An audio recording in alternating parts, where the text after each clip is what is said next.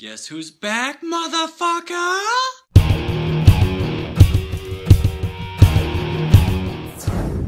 Hello again, everyone. I am back. This is the Scully channel, and today I'm going to be doing a video by request. My good friend, Jason Martino, that's me, bitches! has requested that I review the album, another piece of work by Gavin Rossdale from his band Institute. Distort Yourself! Institute is led by Gavin Rossdale on vocals and guitar, Chris Traynor on lead guitar, Cash Tolman on the bass, and Charlie Walker on the drums. This album came out after Bush's hiatus. They'd already been done for a few years at this point, so Gavin Rossdale decided to do his little side project, which I kind of mentioned in my previous video where I reviewed their new album, Man on the Run. You can see the link to that below, and watch that if you haven't yet. So I'm going to be kind of doing like a track-by-track review, and then I'm going to give you an overall opinion about what I kind of felt the album was. Whether you agree or disagree, that's completely up to you. This is just my mere opinion. So let's get this started. Hey! So the first track of the album is called Bulletproof Skin.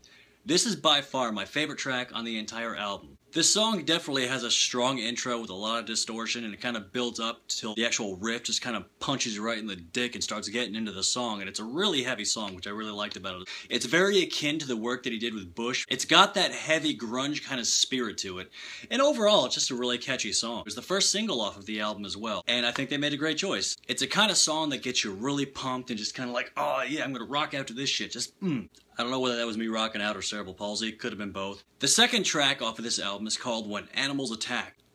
It's got a really catchy and bouncing kind of bass line that kind of carries on through the entire song, which I really like that aspect about it. The riff of the song, on the other hand, sounds a little stock. It wasn't as fresh and as imaginative as the opening track on the album. Not everyone's gonna be a winner, but that's okay. And I kind of felt this song was a little lyrically weak, which tends to be a trend in a lot of albums by this particular artist. Overall, it's not really my favorite track on the album. You can just kind of skip it and just move on to the next one. You're not really missing that much. Third track on the album is called Come On Over. It's a very formulaic song, very radio friendly, catchy, yes, nothing that's really gonna stick with you for a while. So this is one you could also kind of skip if you really felt like it too. Track 4 is a song called Information Age. Again, nothing really too special. The bass line is serviceable for the song, but it's got this really fucking annoying siren-esque guitar riff. And this happens a lot on this album, and this is one of the things that really kind of pulls me out and just takes me out of the enjoyment of the record as a whole. They're not exactly the same, but they are very similar. It's just kind of like, come on guys, come on. So it got a little annoying. Track 5 is a song called Wasteland. It's got kind of a dark, eerie kind of intro, which I really liked. It's different. It starts off with a very different kind of vibe, and it was a welcome track on the album. This is another one of those songs that kind of harkens back to his previous band, Bush. It's got that kind of vibe going on to it. And also, it's very lyrically abstract, as most of Gavin Rossdale's work usually is. Track 6. Boombox. It's got a great bass line, although it's kind of poppy. It's very radio-friendly again.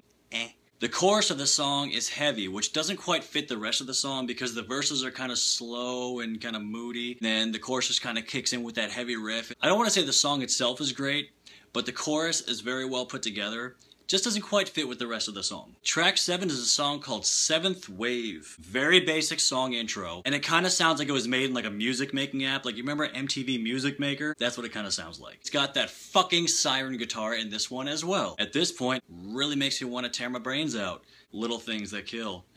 One thing I will say about it though is the chorus of the song is very strong. It's very 90s-esque too, and I really like that. Track 8, The Heat of Your Love. Fucking whiny guitar again. Okay, let me put it this way. Chris Traynor is the guitarist on this album, who is also the new guitarist with the new lineup of Bush. He just keeps reusing the same whiny guitar kind of sound, and it's just not very imaginative. I mean, maybe on one track it would have been acceptable. It's like, okay, it's kind of different, not really my thing. 4 tracks on this album that have that guitar sound. Ugh. Think of something else. Use your imagination. Just do something different. You're supposed to set each song apart from one another. You don't want the entire album to kind of sound monotonous, and kind of what direction it pushes this into. And also there's a lyric in this song, deep fried in the heat of your love, just kind of made me think of KFC. Original recipe! Although it does sound really delicious right now. I haven't had dinner yet. And the bulk of the song is tolerable, so I'll give it that. Track 9 is a song called Ambulances, which just is one of the softer songs on the album. It's got like the soft verses, a little bit heavier of a chorus. The overall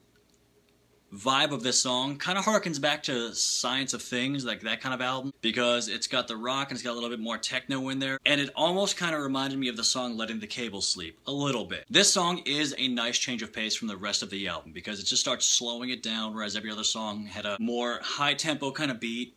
And it was a welcome change of pace. Track 10 is called Secrets and Lies. It's got a very techno-esque intro, a lot of Pro Tools used, you can kind of tell. This song has a very solid sound, minus the techno beat in the background. I mean, it's a good song. I just kind of felt like that techno bit kind of detracted from the song a little bit. I mean, it's not there throughout the entire thing, but when it is there, it's just kind of like, you could take it or leave it, really. But it's still a good song. Kind of sounds like it would fit in with 16 Stone.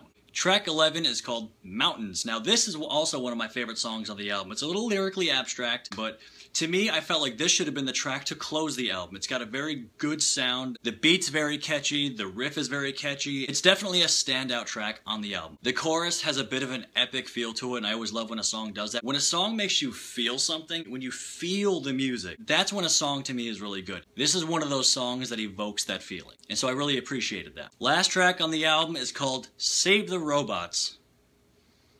I don't know why I'd want to save the robots, because once Skynet takes over, they start sending robots fucking back through time to try to kill people. And then they start breeding people. And they jack us into the Matrix. Oh! I don't know what that was. Anyway, this track is very boring. It's very slow. It's very basic. It's got a lot of distortion, which I guess they felt tried to make it interesting, but it just wasn't really. And it's really nothing special. To me, personally, I think track 11 should have closed out the album, but then they had this one, and it's kind of like, end on a high note, man, and then you didn't, so. Me. Overall, if I had to rate this album, I'd probably give it a C+.